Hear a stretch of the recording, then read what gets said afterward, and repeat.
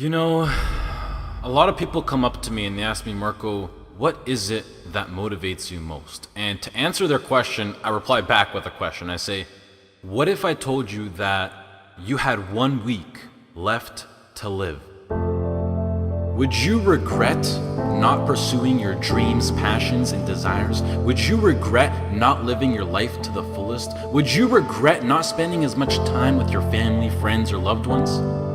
You know, Steve Jobs said in a speech one time that he used to wake up every morning, look in the mirror, and ask himself questions like this. And he said that if the answer was yes for too many days in a row, then he knew that he had to change something. And that should go for all of us. If you're living a life that you would not be okay with losing because you weren't able to do things you wanted to do, then now you know that you need to change something.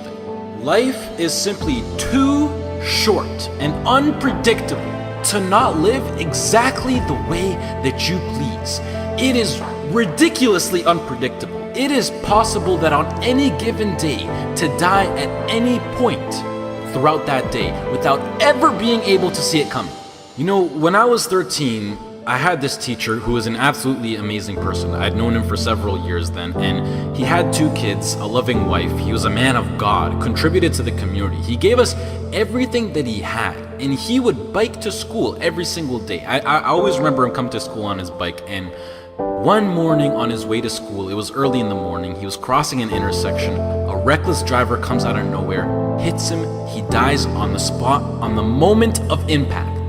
His death taught me so many valuable things in life, and one of them being that it went on to show that no matter how much you don't deserve to die, and no matter how good of a person you are, and no matter what your situation is, no matter anything, it goes to show that death is inevitable and random, and it will eventually consume each and every single one of us, whether it's in 50 years, in 10 years, next year, or even tomorrow. You cannot control it. The people around you cannot control it. As long as you're at the wrong place at the wrong time, your whole life could disappear in the blink of an eye, along with everything you wished you could have done. Whether you're walking down the street, whether you're stepping into the elevator, whether you're walking down the stairs, whether you're just existing. Listen, you'll see people from nowhere die of a heart attack. Gone. No family history, no symptoms, no causes, nothing. It happens, and that's the cruel life that we live in, and it's something that we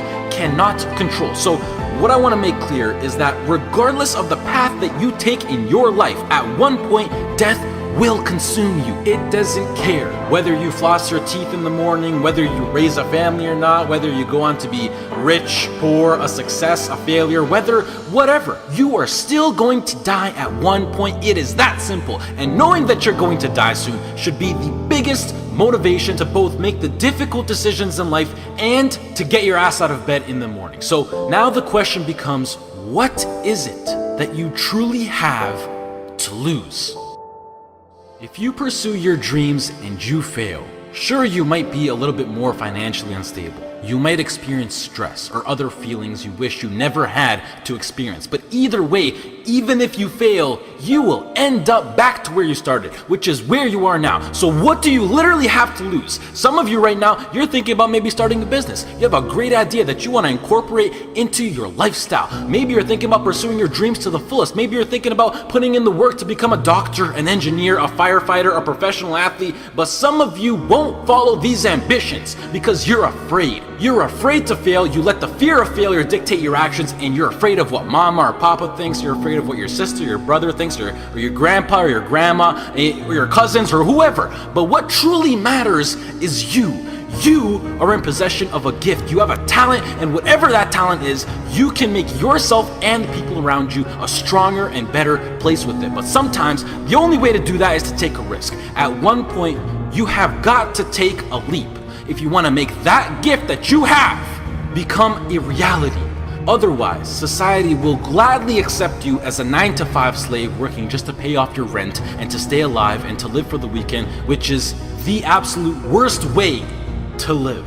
If you don't jump, believe me, if you don't pursue your gift, you will live a life full of regret, and your gift, your dreams, everything that you ever had to offer to the world will die with you. From first-hand experience, I am pissed off at myself. I am pissed off and I regret so much in my life. I can't even fathom explaining it. Not about what I've done, but what I haven't done. All the opportunities that I turned down and all the chances that I never took just because I was afraid or because I was worried about what other people think. And I officially decided to sit down. I sat down for weeks. I didn't just think of what I'm saying right now. I didn't think of it overnight.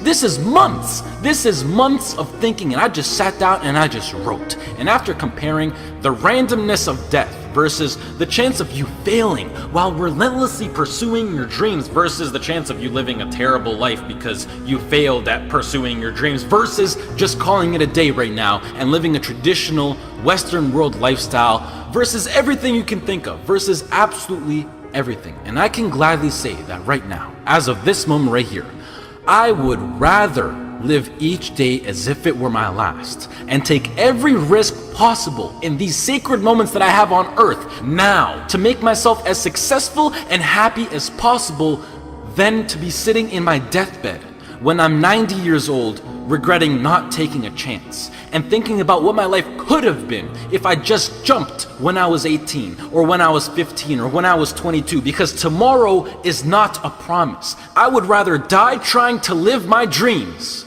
than to live a longer life filled with regret. Life is too short and too unpredictable to live it. I've seen it firsthand. It is not worth it to live it safe, basic, and traditional. But do you know why most people choose to live that safe life over taking risks in their life? I mean, there's a pretty good argument not to. Why would you? Why would you take a risk that puts you through stress, puts your family through stress, makes you lose sleep, makes you lose time, makes you put in the extra work, makes you take ridiculous chances that are 1 to 1,000? You know, but before I even continue, the fact that I'm even sitting here and talking is astonishingly ridiculous on its own. The chance of you being born is 1 to 400 trillion.